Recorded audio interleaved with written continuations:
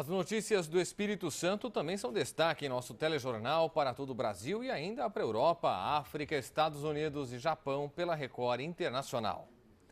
Vamos então ao vivo para a nossa redação em Vitória. Boa noite para você, Adriana Marques. Oi, Clébio, boa noite. Reeleita presidente da República com 51,6% dos votos válidos no país, Dilma Rousseff não foi a candidata mais votada aqui no Espírito Santo. No estado, tucano Aécio Neves teve quase 54% dos votos. O motivo dessa derrota aqui, você confere agora. Pouco depois das 7 da noite, o Espírito Santo já tinha o resultado. Foi o segundo estado a finalizar as apurações, contrariando o resultado nacional. Mais uma vez, os capixabas escolheram Aécio Neves. O candidato tucano recebeu 53,85% dos votos válidos. Venceu em 40 dos 78 municípios, 4 a mais do que no primeiro turno. Já a presidente reeleita teve pouco mais de 46% dos votos, principalmente no norte e noroeste do estado. Eu entendo que as condições, e isso de alguma maneira ficou demonstrado no discurso dela após o resultado, de que ela vai buscar a união nacional e o consenso, né? Eu vejo que a presidente Dilma terá um pouco mais de dificuldade do que no primeiro mandato, mas eu não vejo grandes problemas para a construção de uma coalizão. Historicamente, o PT não é a opção do povo capixaba, o que pode estar relacionado aos atrasos em obras importantes para o desenvolvimento do estado. O maior exemplo é o aeroporto de Vitória. As obras de modernização e ampliação do terminal foram iniciadas em 2005, mas devido a diversas irregularidades, estão paradas desde 2008. Somente este ano foi determinada pelo Tribunal de Contas da União a realização de uma nova licitação. A duplicação da BR-262 no estado também não saiu do papel. A princípio, a ideia era conceder o trecho à iniciativa privada, mas sem interessados, a saída encontrada pelo governo federal foi realizar as obras com recursos públicos. O início foi adiado para 2015. Sem dúvida, os gargalos na infraestrutura são os grandes desafios do estado. Logo depois de votar, o ex-governador eleito Paulo Artung conversou com a imprensa e mandou um recado ao governo federal. Nós somos um exportador de produtos, isso gera dólar para o Brasil poder comprar aqueles produtos que ele não fabrica. Então, assim, na balança comercial, o Espírito Santo tem um valor importante para o Brasil e, mais recentemente, nós viramos produtor de energia. Nós somos o segundo produtor de petróleo do Brasil e somos um importante produtor de gás natural. Quer dizer, o Espírito Santo ajuda muito o Brasil. O Espírito Santo não quer pedir favor a ninguém. O Espírito Santo tem direito de ter um outro olhar de Brasília e de Brasil para as suas necessidades de desenvolvimento, principalmente as suas necessidades de infraestrutura social e de infraestrutura econômica. Está aí o aeroporto parado, está aí a 262 sem solução. Então, quer dizer, nós precisamos de um novo diálogo. Um temporal na Grande Vitória no domingo deixou ruas debaixo d'água, surpreendeu motoristas e alguns eleitores. Nessa segunda-feira, a chuva até deu uma trégua, mas o estado ainda é de alerta, segundo o INCAPER, o Instituto Capixaba de Pesquisa. Na tarde dessa segunda-feira, a chuva deu uma trégua e o céu azul apareceu acompanhado de muitas nuvens. Mesmo assim, essa rua em Vila Velha continuava alagada. Desde domingo, uma forte chuva causou problemas na Grande Vitória. Em pouco tempo, a água subiu e veículos enfrentaram dificuldades para passar na Avenida César Ilau, em Vitória. Alguns motoristas se arriscaram na via, outros preferiram subir no canteiro central e dar meia volta. Júnior achou melhor parar e esperar no posto de gasolina. Não dá pra passar ali não, tudo parado lá, alagou tudo, é melhor ficar por aqui. O temporal também complicou a vida de quem deixou para votar depois do almoço. No Instituto Federal do Espírito Santo, uma das maiores zonas eleitorais de Vitória, eleitores se apertaram para se proteger da chuva. Alguns vídeos enviados por internautas revelam a dimensão do temporal. Em Laranjeiras, na Serra, motoristas dirigiam com a água na metade dos carros e populares se arriscaram no alagamento para empurrar um carro enguiçado. Em Vila Velha, parte de um teto de um shopping desabou. Até o estacionamento ficou inundado. A área foi isolada para reparos. Ninguém se feriu. Na Avenida Carlos Lindenberg, alagamentos complicaram o trânsito. Além da chuva, rajadas de vento e fortes descargas elétricas também foram registradas. A chuva forte também atingiu um dos andares do recém-inaugurado Hospital São Lucas, em Vitória. Pelo menos o atendimento aos pacientes não foi prejudicado. E a chuva pode ter sido a causa de um grave acidente no final da noite de domingo, próximo a Governador Lindenberg, no noroeste do estado. Um carro saiu da pista que estava coberta por lama na S245 e caiu dentro de um córrego. 5 pessoas da mesma família estavam no veículo e ninguém conseguiu sobreviver. E na BR-262, em Marechal Floriano, na região serrana, uma carreta carregada de combustível tombou na pista. De acordo com testemunhas, o motorista da carreta perdeu o controle do veículo, bateu em um barranco e capotou. A cabine pegou fogo, como mostram as imagens. O motorista foi socorrido por moradores antes mesmo da chegada do Corpo de Bombeiros. A pista foi interditada nos 2 sentidos por causa do risco de explosão. O estado de saúde do motorista ainda não foi divulgado. Você vai conhecer agora uma história de amor e confiança. Em Cachoeiro de Itapemirim, no sul do estado, um jovem redescobriu o prazer de viver com a ajuda de um cão-guia. Mas, infelizmente, nem todos os deficientes visuais têm a mesma sorte. No Brasil, além de caros, poucos cães recebem esse tipo de treinamento. Esse é Thor. Ele tem 6 anos. Faz o trabalho dos olhos de Wilson, um deficiente visual que ficou cego aos 26 anos depois de uma sequência de cirurgias de um câncer na cabeça. Entrar numa cirurgia, enxergando e sair dela cego é uma sensação muito ruim. Desde 2011, ele e Thor formam uma dupla perfeita, saindo de casa, descendo as escadas cuidadosamente e caminhando até a rua, trajeto feito com perfeição, uma relação que a dupla teve que ganhar confiança de pouco a pouco. O Wilson teve que se preparar para se entender com o cão. Ele se apega muito ao treinador, e até ele perder esse vínculo com o treinador para começar a pegar um vínculo comigo, leva um tempo, tempinho. Então, ou seja, de começo ele já não guiava legal, não saía nem de casa. A gente saía na rua assim, dava aquela voltinha, aí ele queria voltar, a gente pegava, voltava e é um processo, até ele se acostumar. O cão tem a postura de quem sabe que está trabalhando. Há 3 anos, o Wilson trocou a bengala pelo cão-guia e teve de volta a sua independência de ir e vir, longe dos perigos que ele não vê. E tudo isso graças ao adestramento, que hoje fica em cerca de R$30 mil. Hoje no Brasil existem pouco mais de 80 cães-guias. Ricardo é adestrador e treinador do Thor, um carinho que o cão não esquece nunca. O treinamento é basicamente ensinar o cão a desviar de obstáculos aéreos, obstáculos no chão, buraco, parar em ressaltos, em degraus, para sinalizar para o deficiente visual que ali tem um obstáculo, tem um perigo, e ele assim ficar sabendo. Depois é feita a formação da dupla, em que se ensina o deficiente visual a utilizar o cão. Esse treinamento é aproximadamente 40 dias. Depois de adestrado, além de se tornar os olhos, ele também se torna literalmente o melhor amigo do dono. Triste mesmo é a hora da separação, pois assim como os seres humanos, o cão também tem que se aposentar. O cão ele vai guiar ali até por volta dos 8, 9 anos de idade, ou seja, ele vai trabalhar ali de 6 a 7 anos com um deficiente visual. Depois ele é aposentado, ele vai para uma família que vai estar cuidando dele nesse final de vida aí que resta para ele. Você sabe que vai chegar uma hora que você e ele vão ter que se separar, E cria-se um vínculo muito grande. Como é que vai ficar você? Grande. Como é que vai ficar? Como é que vai ser para você? A gente vai sofrer um bocado, A gente vai sofrer bastante. Ele é um cão, que a gente tem um apreço muito grande por ele, Mas infelizmente, vai chegar essa hora e a gente não sabe nem o que vai fazer depois.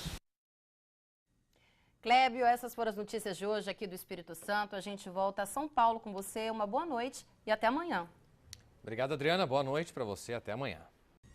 Nós voltamos com outras notícias do Espírito Santo e você vai ver ainda nesta edição do Hora News. Cientista político avalia a vitória de Dilma Rousseff e alerta: 2015 vai ser um ano de arroxo. Caminhão derruba poste na Leitão da Silva e o trânsito fica complicado na região. E os cuidados com a bagagem na hora de viajar. Basta um pequeno descuido e a mala pode ser roubada.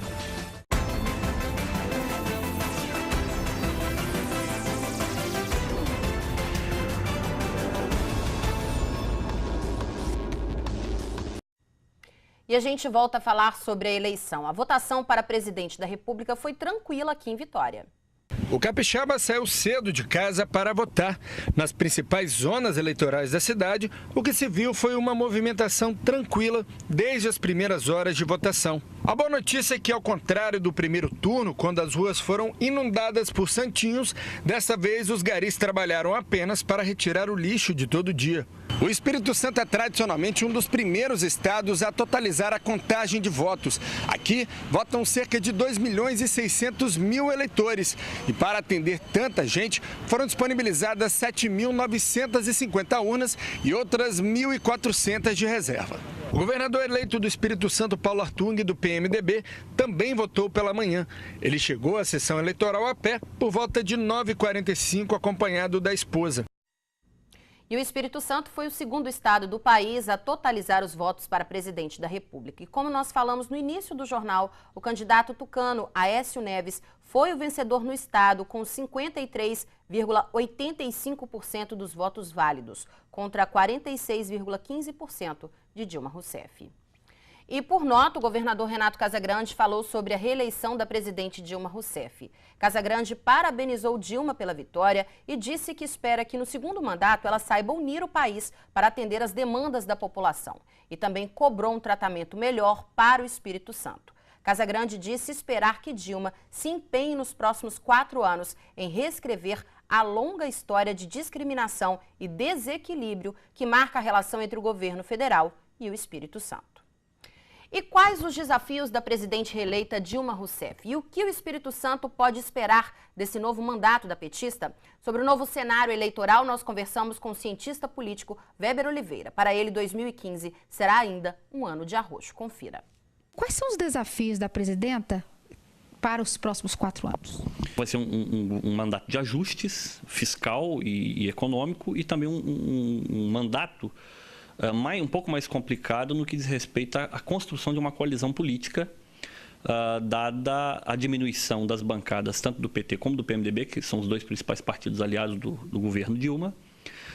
Mas eu entendo que as condições, e isso de alguma maneira ficou demonstrado no discurso dela após o resultado, de que ela vai buscar a união nacional e o consenso, né? O que o Espírito Santo pode esperar com esse novo mandato? Bom, em primeiro lugar, precisa entender o Espírito Santo no concerto federativo, né? O Espírito Santo é uma pequena unidade federativa encravada entre 3 grandes potências da federação, São Paulo, Rio de Janeiro e Minas, e que não acompanhou o dinamismo econômico dessas 3 unidades e também não é abarcado pelas políticas voltadas para o Nordeste, né? Sudene, entre outras ações. Isso por um lado. Por outro, há também uma espécie de acomodação por parte das elites capixabas quanto a se colocar no concerto naquilo que poderíamos chamar de concerto da federação, né? Nós temos uma elite que surfa na onda dos grandes projetos de impacto da década de 70 e do Fundap. O Fundap era uma política provisória, e a sua pergunta acho que tem um pouco a ver com isso, né? A Fundap era uma política provisória que foi feita diante de um contexto de crise e veio sendo renovado desde 1970, de 5 em 5 anos.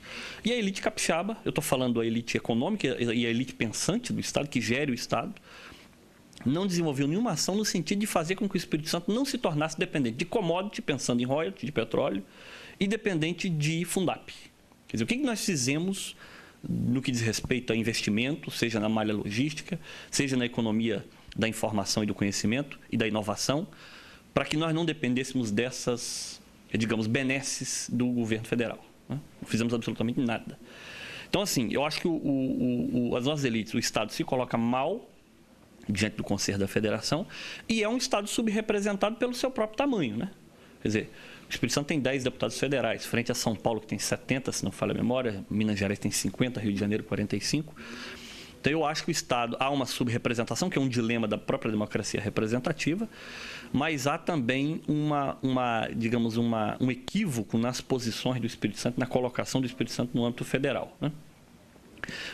Se pegarmos outros estados subrepresentados, como a Amazonas, que tem a mesma quantidade de deputados federais que o Espírito Santo, o Amazonas não é tão prejudicado como o Espírito Santo. Então, vai depender de como nós vamos nos colocar em âmbito federal, né, nas instituições federais, e, de alguma maneira, vai depender também do comportamento do próprio governo federal no que diz respeito à manutenção da política de descentralização e desconcentração de recursos e decisões.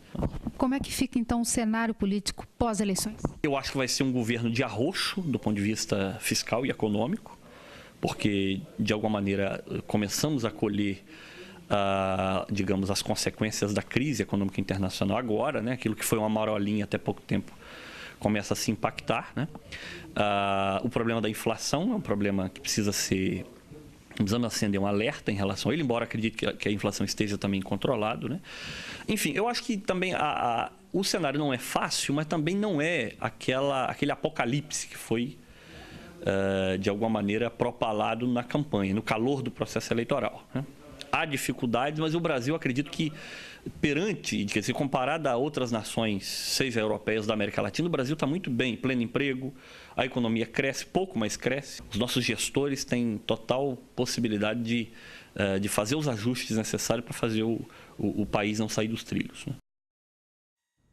E a seguir, as notícias do sul do estado, direto de Cachoeiro de Itapemirim. O Hora News volta já.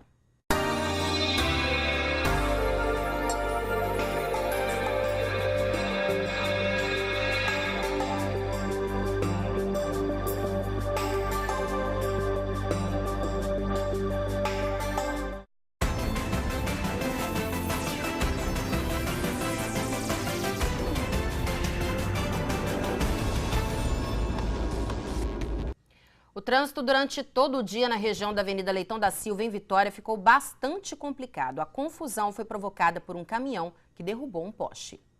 Chuva, mais carros nas ruas, velocidade reduzida, Leitão da Silva em obras. A situação, que já é complicada, piorou nesta segunda-feira. 2 cruzamentos da avenida tiveram que ser fechados para a troca de um semáforo. Esse no começo de Bento Ferreira, na divisa entre o bairro e a Praia do Suá. O que você acha, moço, desse congestionamento aqui? Uma bagunça, né? Nada que eles não pudessem resolver com os guardas de trânsito aí, né? Com a chuva piora? Com certeza, com certeza. O semáforo daquele cruzamento teve que ser trocado porque ontem um caminhão passou e acabou derrubando o poste. Como o sistema elétrico é o mesmo, esse outro semáforo aqui, apenas alguns metros à frente, também acabou sendo desligado. Ou seja, mais congestionamento apenas alguns metros à frente, ainda na Leitão da Silva. Os guardas municipais ajudaram, canalizaram o trânsito dos cruzamentos para não precisar intervir com apitos. Horrível. O coisa, cada dia que passa, fica ficando pior aí, ó. O que é que eles fizeram aí? Agora vai ter que dar essa volta lá embaixo para poder pegar a Leitão da Silva. Os vereadores de Vitória aprovaram um projeto de lei que reserva aos negros 20% das vagas oferecidas nos concursos públicos da capital. E esse é o assunto da nossa enquete dessa semana, nós queremos saber. Você é a favor ou contra a cota para negros? Sim ou não? Vote, dê a sua opinião. O site é o www.simnoticias.com.br.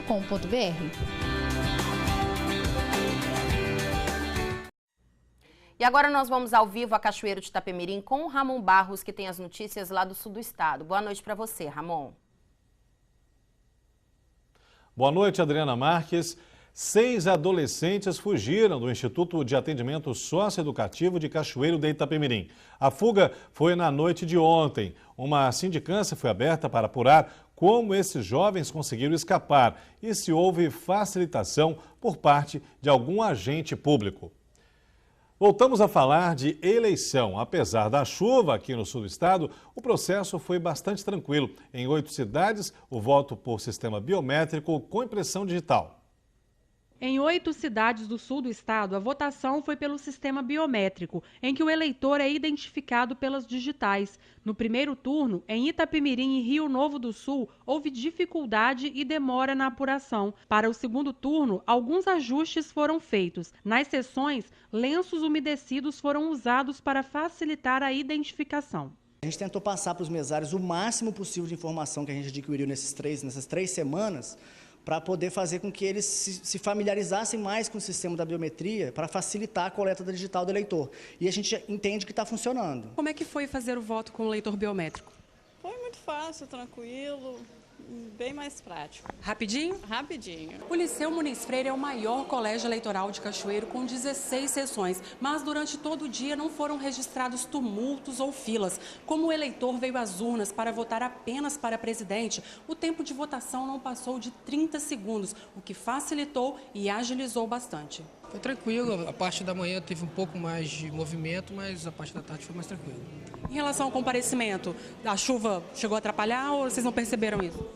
Não, o comparecimento foi basicamente do primeiro turno. Para o juiz eleitoral da segunda zona, que abrange Cachoeiro, Vargem Alta e Atílio Viváqua, o dia de votação foi muito tranquilo. Nós tivemos de trocar apenas uma urna eletrônica, não tivemos problemas de boca de urna, não tivemos problemas com eleitores embriagados, enfim, a gente pode dizer que nosso dia de eleição transcorreu com um verdadeiro sucesso. Imagine receber o diagnóstico de um câncer. Estima-se que apenas o câncer de próstata deve ter 68 mil novos diagnósticos este ano no Brasil. E os pacientes encontram iniciativas de órgãos não governamentais com a Fundação de Combate ao Câncer, o apoio para enfrentar essa batalha tão difícil. Sobrevivendo apenas de doações, a Frente Nacional de Combate ao Câncer atua em Cachoeiro há cerca de 2 anos. Um alívio para famílias carentes. Eu tenho a cesta básica, tenho o leite, né? Precisei de pagar um exame, eu não tinha condições de pagar, eles me ajudaram a pagar. Receber o diagnóstico de câncer assusta qualquer um. Graças à ajuda da FNCC, vencer a doença fica mais fácil. Ajuda muito. E apoio da minha família também, que foi muito grande. É um atendimento social, né? Fornecemos cesta básica, fralda geriátrica, cadeira de roda, cadeira de banho, suplemento que não seja disponibilizado pelo SUS. Várias atividades são oferecidas aos pacientes e familiares aqui na sede. Atualmente, né, temos os voluntários, que é a psicóloga voluntária, professora de biscuit, psicanálise também, que dá acupuntura para os pacientes gratuitamente, não são cobrados nada. Centenas de histórias já passaram aqui pela FNCC, como o Fernando e o João, que a gente vai conhecer um pouco agora. Histórias de superação, mas também que tiveram aqui uma solidariedade, um apoio importante. Fernando, fala pra gente que tipo de câncer você foi detectado? Do câncer no esôfago. E como foi o apoio que você teve aqui da FNCC? 100%. 100%. E o tratamento, como é que está? O tratamento está em andamento. Agora fiz a 6ª quimioterapia essa semana. Agora um espaço, né, para poder continuar o tratamento fora da quimioterapia e da radioterapia. A mesma história tem o João. João, você também foi diagnosticado com câncer? Foi. E a partir daí, o que aconteceu? Como é que foi seu encontro com a FNCC? Bom, aqui foi através da minha ex-nora, né? Porque ela tem uma prima que trabalha aqui, então ela me encaminhou para aqui. Graças a Deus, até hoje, eu fui muito bem tratado. Diversas doações chegam diariamente aqui. É um dos atendimentos realizados pela entidade. Para ser assistido pela FNCC, algumas regras têm que ser preenchidas. Vim à FNCC, né, procurar a mim mesma, eu sou assistente social. É feita uma triagem, um cadastro. Feito esse cadastro, é realizada uma visita domiciliar para ver a realidade desse paciente. Lembrando que o Novembro Azul é dedicado à saúde do homem. Apicultores aqui do sul do Espírito Santo ganharam incentivos do governo e investem na qualidade do mel. Agora contam com uma sala para processar o produto e a expectativa é de bons lucros. Pelas estradas do interior de Cachoeiro de Itapemirim, chegamos à comunidade de Pedra Lisa. A vocação dos produtores rurais aqui de Pedra Lisa sempre foi o café e a produção de leite. De 3 anos para cá, eles começaram a investir na diversificação das culturas, como frutas, hortaliças, a agroindústria e, é claro, o mel é que está encantando os olhos e o bolso dos agricultores. Ganharam caixas, roupas e treinamento. A gente está dando o curso, a preparação, o curso teórico, o curso prático para o produtor, dando equipamento para ele trabalhar e já dando um comércio para ele também. Isso para estar melhorando a fonte do produtor familiar hoje. A intenção minha é chegar com umas 50 caixas aqui, né? A gente recebeu essa ajuda da secretaria lá agora, né? Com um 10 com mais 10 vai dar 20, mas eu tô querendo chegar a 50, entendeu? As colmeias vão tomando conta do cenário. Tá cheio de mel, ó. Só que esse mel aqui não tá verde ainda. O que quer dizer o mel verde e o mel operculado? percolato, quando ela tampa todinha essas casinhas, tá vendo aqui, ó? Tá começando a tampar, ó. Então já está tampando, já está pronto. Não, está começando a tampar. Aí, quando tiver todo tampado, pelo menos 80%, você pode pegar e tirar esse quadro aqui que está boa de consumo. Os apicultores agora têm a Sala do Mel de Pedra Lisa. A Sala do Mel de Pedra Lisa ela foi equipada num projeto em parceria com a Aderes, onde a estrutura foi construída pelos produtores, com fundo deles, recurso próprio, através de mutirões eles faziam a obra. E a Aderes entrou através de financiamento com todos os equipamentos existentes na Sala do Mel hoje. O mel que jorra da centrífuga tem sabor apurado e cor de ouro. Ele significa uma grande conquista para os apicultores do interior do sul do Espírito Santo. Para mim e para o grupo significa muito. A gente vinha de um trabalho, né?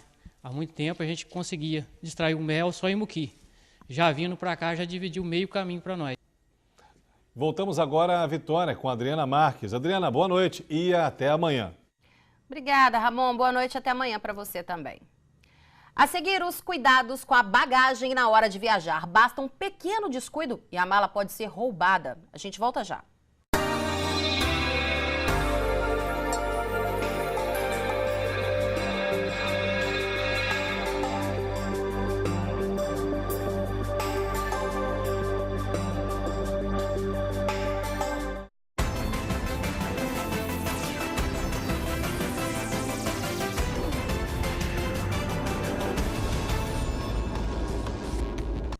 Viajar é bom demais, né? Mas requer cuidados com a bagagem. Basta um pequeno descuido e a mala pode ser roubada. E o que mais tem nas rodoviárias e no aeroporto de Vitória é gente distraída que facilita a vida dos bandidos. Rodoviária cheia, muita gente para viajar. E nessa correria, nem todo mundo presta atenção na bagagem. Os descuidos são muitos. Essa mala aí foi deixada no canto sozinha, no setor de embarque. Essa bolsa aqui é da senhora? Sim. Como é que a senhora deixou a bolsa sozinha assim? Ai, não, mas eu tava aqui, ó. Tem medo de alguém pegar? Não, no que é meu ninguém vai pegar. Não pode, isso é responsabilidade do passageiro, não pode não. Entendeu? Que se pega outra pessoa aqui pegar, não, já era. Essas duas mulheres olham para a vitrine e ficam de costas para as malas. No setor de embarque, olha o tanto de bolsa abandonada. E a dona não está nem um pouco preocupada. Tem perigo, não? Eu tô olhando aqui. Mas você acha que alguém não pode pegar e levar? Não acho, não. Nessas imagens gravadas por um vídeo monitoramento da rodoviária de Carapina, na Serra, mostram a facilidade dos ladrões ao furtar a bolsa da mulher. Repare que eles estão em dois. O comparsa chega, vigia e o outro pega a mala naturalmente. Toda a ação não passou de 2 minutos. E não é só nas rodoviárias, não. Cenas como essas se repetem também nos aeroportos. A repórter Francine Leite foi no aeroporto de Vitória com o comentarista de segurança, Paulo César, e fez um monte de flagras. Olha só. Pois é, Priscila, ali, por exemplo, a gente vê um caso típico. A pessoa está fazendo o check-in e a bagagem dela está do lado, ela está preocupada com outra coisa e esquece a bagagem. O PC está aqui, a gente vai fazer um teste, ele vai tentar pegar a bagagem dela enquanto eu converso, eu distraio ela. Bom dia, moça. Tudo bem? Tá tendo muitos problemas? Não, tá tudo ótimo. Muito bem atendido. Mas tô vendo aí que você tá meio preocupada com o cheque. Não, mas tá tudo certo. Pra onde você vai viajar? São Paulo. E você cuida da sua bagagem? Cuido sim, com certeza. Olha o susto que ela tomou. Minha bolsa. Você pegou minha bolsa. Essa é a bolsa que ela descuidou. Você viu que a passageira já tinha perdido a bolsa. Isso, pessoas de quadrilhas especializadas já tinham levado a bolsa dela tranquilamente. Muito então, obrigada. Tá? Que susto, hein? Que susto. Ela teria que ficar sempre de frente aqui, como ela está agora colocando. De lado. E agora? Vai tomar mais cuidado no resto da viagem? Com certeza. E num tempo pequeno no aeroporto, exemplos de distração não faltam. Gente dormindo, lendo, mexendo no celular, enquanto a bagagem fica ali, esquecida por poucos minutos. E olha só, uma mala sozinha, no meio da fila do check-in. Quem é essa mala? Sei. Hã? Sei. De quem? Ah, ele não tá aqui não? Tá comigo, eu tô vendo ela. Ah, tá. E é de quem? O rapaz foi trocar um negócio ali. Você deixou sua mala aí sozinha, cara?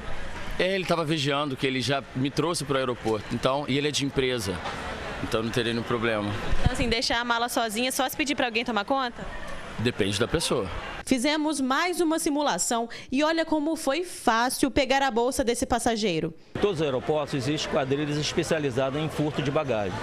E para que você não tenha a sua bagagem furtada, você tem que deixá-la sempre ao seu corpo e sempre junto a que você possa ter uma sensibilidade se alguém arrastar a sua bagagem. E nunca deixar da forma que você ficou de costa para ela e foi facilmente furtada por mim. Você viu que a atenção é primordial no momento que esteja no aeroporto. Em geral, o passageiro confia na empresa de ônibus ou também na companhia aérea que vai embarcar. E, é claro, espera receber a bagagem no destino final. As leis brasileiras garantem ampla cobertura e total segurança para os passageiros que vão embarcar. Só que essa segurança tem que vir do próprio passageiro, já que é ele o principal responsável pela bagagem. Para quem viaja sozinho, o cuidado deve ser ainda maior.